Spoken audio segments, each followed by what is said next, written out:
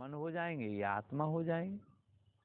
और मन, जब देह आपकी स्थिर हो जाएगी तो मन अपने आप स्थिर हो जाएगा, क्योंकि मन के लिए फिर कोई रास्ता नहीं है, दरवाजा नहीं है। इंद्रियां सब शांत हो गई, तो अब इंद्रियों के माध्यम से ही तो मन जो है ना संसार से जुड़ रहा था, संसार में आ रहा था, संसार का भोग करी।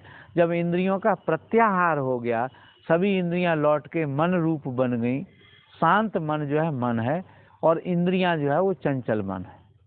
चंचल मन में इंद्रियां होती हैं, शाखा प्रशाखाएं मन की फैल जाती हैं, और वो 5 भोगों के लिए बाहर की ओर मन आ जाता है।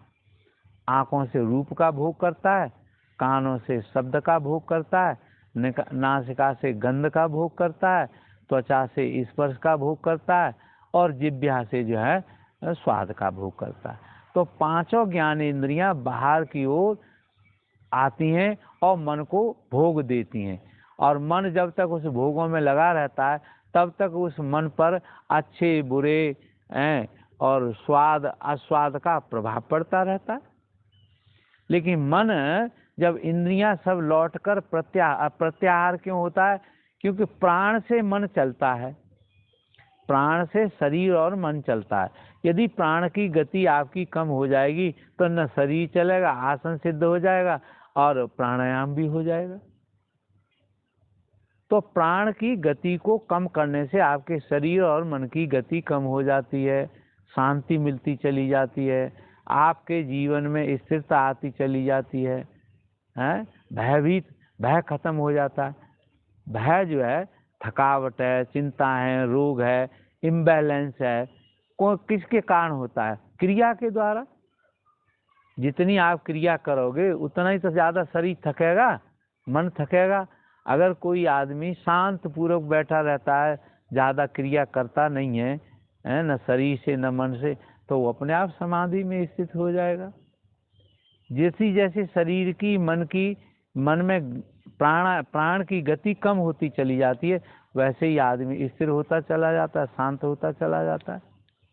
बहुत सारे सिद्ध लोग, जो सहज लोग होते हैं, वो जगत के प्रति उदासीन हो जाते हैं, उनका मन अपने आप ही मिट जाता है।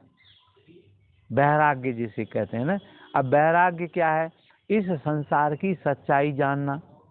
इसमें राग भी आपको हो सकता है, राग बंधन में डाल देता है, आप पर दबाव डालता है, प्रेशर डालता है, टेंशन करता है, मन को जो है ना भयभीत करता है, और वही जो है वैराग्य में बदल जाए तो आप अंतर्मुखी होते चले जाते हैं। बाहर की ओर से आपका मन जो है ना जाएगा ही नहीं कहीं, आप बिल्कुल निश्चल बैठे हैं तो ठीक है।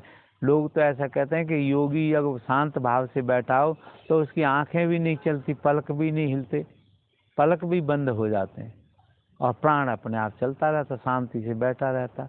तो वो कहते हैं, ऋषियों ने कहा कि देखता हुआ भी नहीं देखता, आंखें खुली हैं लेकिन आंखें क्रियाशील नहीं है, आंखें देख नहीं रही।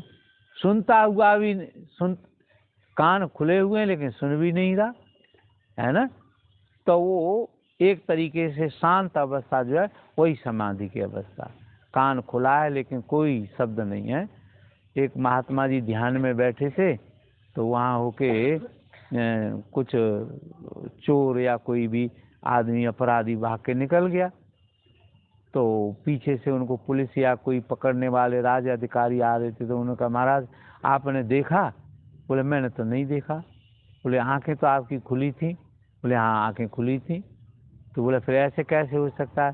बोले तुम ये बात नहीं समझ सकते, मैं समझता हूँ कि आंखें खुली हों तो भी जो है ना जीव जो है नहीं देखता, क्योंकि जब अपने को देखने लग जाता है ना तो फिर आंखें अंदर की ओर चली जाती हैं, कान भी अंदर की ओर जो है ना चले मुड़ जाते हैं। फिर वो सब आत्मज्ञान को, आत्म तत्व को सुनते हैं, आत्मज्ञान को देखते हैं, आत्मज्ञान को सूंघते हैं। आत्मज्ञान में ही, आत्मा में ही आत्मा रमण करती है, क्योंकि उसका जीव भाव जो है वो खत्म हो गया और शुद्ध आत्मा हो गया। जीव का अर्थ है जो संसार को भोगने की इच्छा रखता है, जो जीने की इच्छा रखता है। और जीने से मतलब खाना है, पीना है, और जितने भी शरीर के मन के भोग हैं उनको हम जो है ना जीवन मानते हैं। तो जब तक जीवन की इच्छा है, संसार के साथ संबंध करने की इच्छा है, तब तक आप जीव हैं। संसार से लौट के अपने स्वरूप में लौट के विलीन हो गए तो सूरदास ने कहा कि मैंने अब जाना अपन पो अपने में ही पायो। मैंने अपनापन अपने में ही पाया। मैं बाहर ढूंढ रहा था, लेकिन बाहर जो है मुझे सुख और शांति नहीं मिली।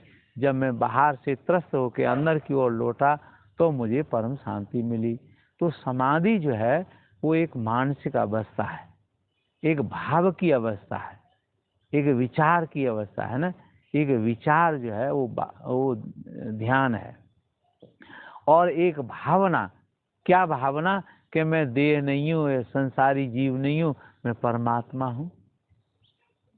अहम ब्रह्मास्मि, ये जो भावना है वो भाव है। ये तत्त्वमसि, गुरु जी ने कहा तत्त्वमसि, ये एक विचार है कि मैं, गुरु जी ने कहा, गुरु जी ने जाना कि मैं वही हूँ, अहम ब्रह्मास्मि। फिर शिष्य से उन्होंने कहा तू भी वही है, तत्त्वमसि। और फिर शिष्य ने और गुरु ने दोनों ने अनुभव मिलाए तो उन्होंने कहा कि ये जो कुछ भी है सभी ब्रह्म ही ब्रह्म है। तो मैं ब्रह्म हूँ, ये जो है ना ज्ञानी जान लेता है। फिर वो दूसरों को भी वो बता सकता है कि तू भी वही है। और अगर वो समझ गया कहने से तो ठीक है, और नहीं तो उसको एक क्रिया से, प्रक्रिया से गुजरना पड़ता है।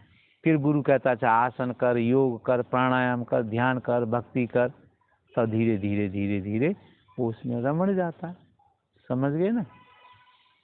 गुरुजी, आपको क्या लगता है जैसे हम में किसी भोग के संस्कार बनते हैं, अगर उसने वो भोग ना देखा, ना सुना, ना भोगा, और उसके संस्कार नहीं बनेंगे? जैसे मान लीजिए जलेबी का उदाहरण। नहीं, आपने अगर कोई चीज देखी ही नहीं तो वो उसमें